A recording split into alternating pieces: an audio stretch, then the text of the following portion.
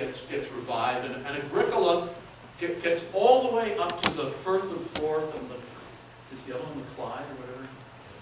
You know, where estuaries come in from both sides, and Tacitus makes the following extremely brief comment. That might have been a good boundary, he says, if the virtue of the armies and the glory of the Roman name would suffer it, could bear it, right?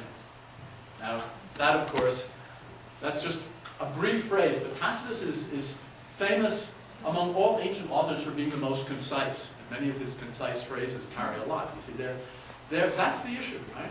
Geographically, that would be a wonderful boundary.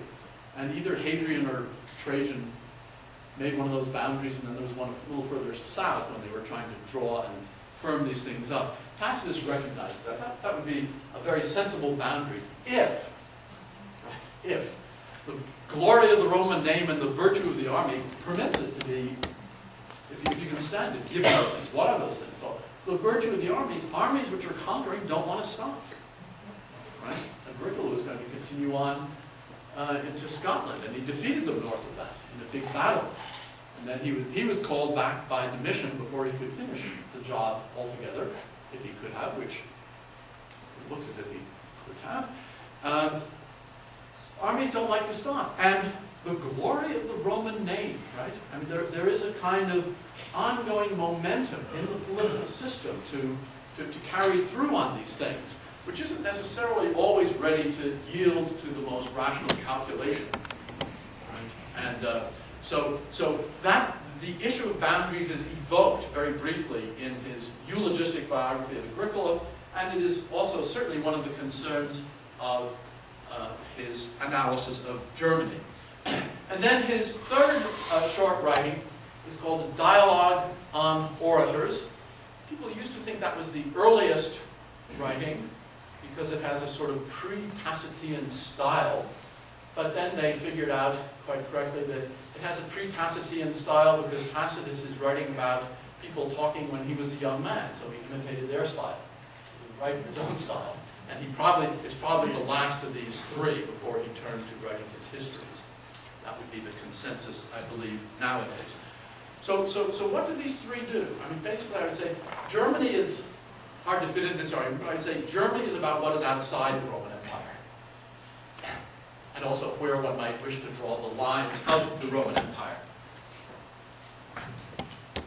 The Agricola, but the fundamental question I submit is, how can one best live when you have this form of regime, which is different from the republic one has read about in Libya and so on and so forth? How can one best live? And the Agricola, it seems to me, addresses that question from the standpoint of practical life, practical political life. How could one live well under this regime in a practical way? And the Agricola exemplifies an adequate solution. I'll come back to that. The dialogue on oratory addresses, it seems to me, the question, how could one live well under this regime, not in practical political activity, but in intellectual activity, in intellectual life. And that frames, you can see, right? That frames the great questions about how to live in the Roman Empire, which animate Tacitus's concerns. They're not the only ones, but it seems to me they're the fundamental ones and the human ones that necessarily come first. Now, let me say a word about each of these two. The Agricola. What is the story with the Agricola? Well, Agricola, this is one reason also I think it exemplifies practical life, as distinguished from the dialogue which represents theoretical or intellectual life. Because in his youth, Agricola, whose father was dead and was raised by his mother, Tacitus says, had a rather keen interest in philosophy. Perhaps too much interest for someone who was destined to be a statesman and a senator. And his mother beat it out of him. I add the beat. His mother, put a stop to that. Convinced him that he needed to do what he needed to do, which was to live a practical, political existence given his status in the society. And she succeeded. You know, it's another one example, another of so many examples. There are millions of them in Libya of, you know, women basically controlling the fate of Rome.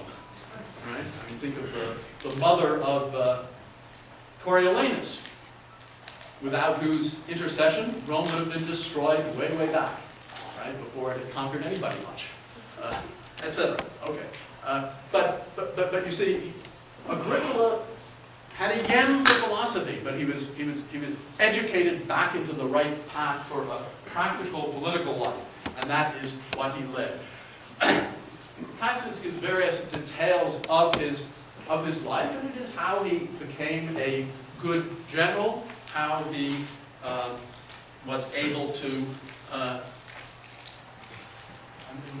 the story of his organization and inspiriting and all the measures to subdue the English is very impressive. It's a great tale of military leadership, diplomacy, trying to corrupt the enemy through introducing things like warm baths and arts and statuary and so on, you know, make them less fierce and so on. I mean, it's a whole tale of the successful interaction under Agricola's leadership of Rome with the Brits. And then he is called back by Domitian. And of course, the problem here is one which Machiavelli discusses in considerable detail. There's a problem being a successful general under a prince who has pretty much absolute power. And that problem is that the prince may fear you. And if he fears you, your goose is cooked. What does Agricola do? Agricola is aware of this. He is recalled, and he suspects there are not very encouraging reasons for it. So he does something which works for him, we think. Namely, he had always been modest in reporting his victories to Domitian. He returns to Rome humbly at night so that no one will greet him victoriously at the gates. He lays down a rule that no more than 3 people can enter his house at any one time, so there won't be throngs of people coming to congratulate him. So in other words, he humbles himself quite completely to turn away the suspicion of Domitian. He has to go even further. He would ordinarily be entitled to apply to be proconsul of Asia or Africa. It's his turn, and he is clued in by some people in the emperor's retinue, court, advisors, freedmen, whatever, that he should probably not do that. It might be dangerous for him. And he takes the hint and goes and begs of Domitian that he be excused, given his labors, from further service and be allowed to spend his time privately in tranquility at home. Domitian graciously grants it, and so on. And then a couple of years later he dies, and there are rumors that Domitian had him poisoned.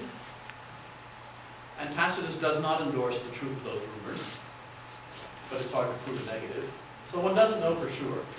Let's assume, I think it's better if the rumors are false. So let's call the rumors false. Agricola, therefore, succeeded. And Tacitus says the following, which gives you a good sense of Tacitus's spirit in many ways. In English, Jim, please.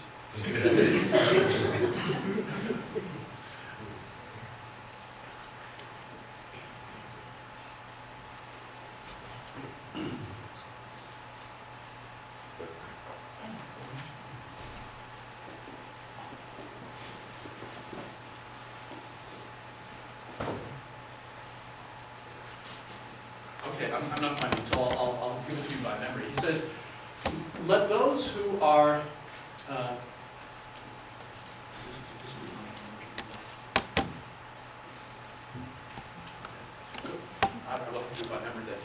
let